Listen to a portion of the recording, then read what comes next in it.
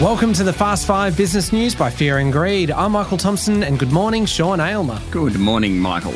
We've spoken previously about some of the social changes in the wake of COVID-19, and if you missed last week's episode, it is well worth going back for a listen.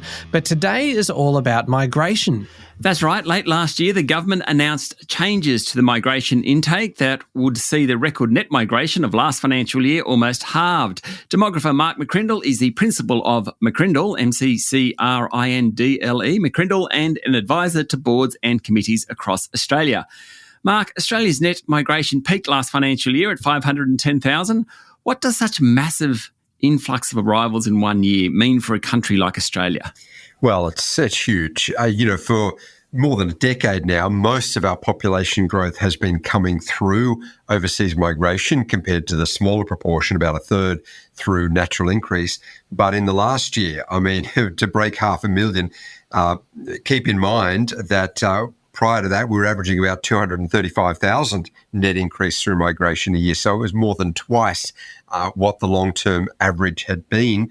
And that was pretty much up on what it had been, prior decade. So it really is in the unprecedented category. And of course, it drives that demand for housing, which is way ahead of the supply of housing.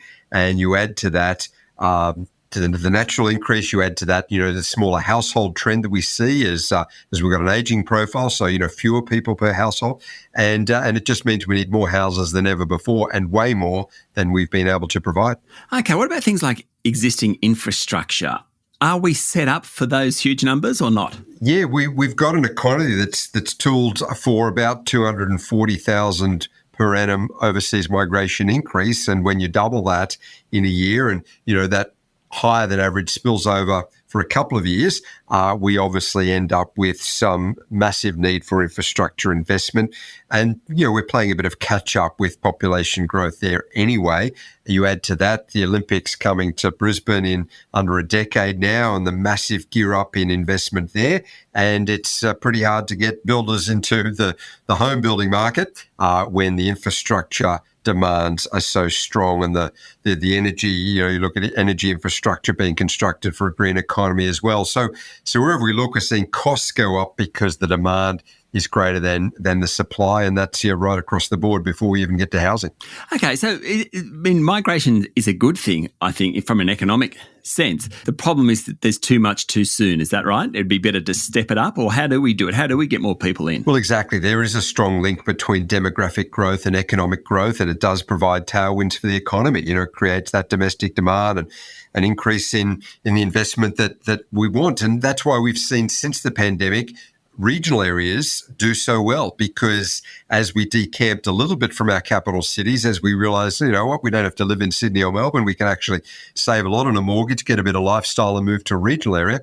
We saw the numbers go up there, and that's been a great boom for the local economies in regions that were looking for a bit of an increase. But you can have too much of a good thing. And at a national level, and certainly at our capital cities, Sydney and Melbourne, which gain more than 70% of the overseas arrivals, we're seeing a bit of a shortfall. And that's when, from a positive, it actually starts to become a negative because it impairs the livability and the lifestyle, which is why people come here in the first place, because the queues, the waiting lists, the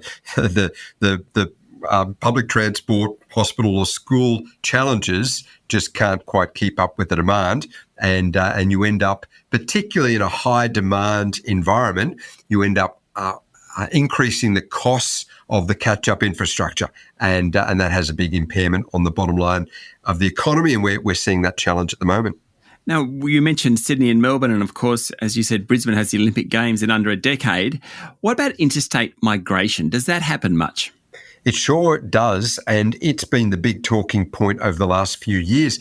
The pandemic not only shut the international borders and then, as we opened, has led to record migration, but it really transformed where we live internally. So as much as the overseas migration has been impressive, it's the internal migration, the rebalancing of our population away from just our two largest capitals, particularly now into Queensland, southeast Queensland, which has been booming, Perth is going very strongly at the moment.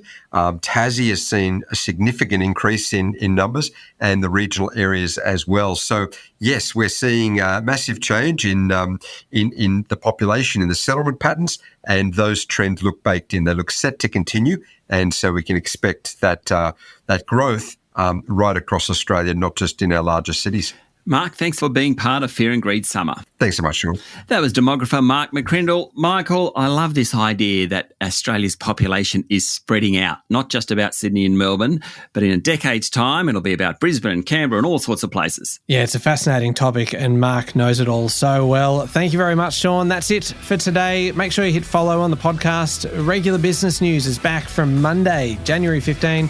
I'm Michael Thompson, and that was the Fast 5 Business News by Fear and Greed.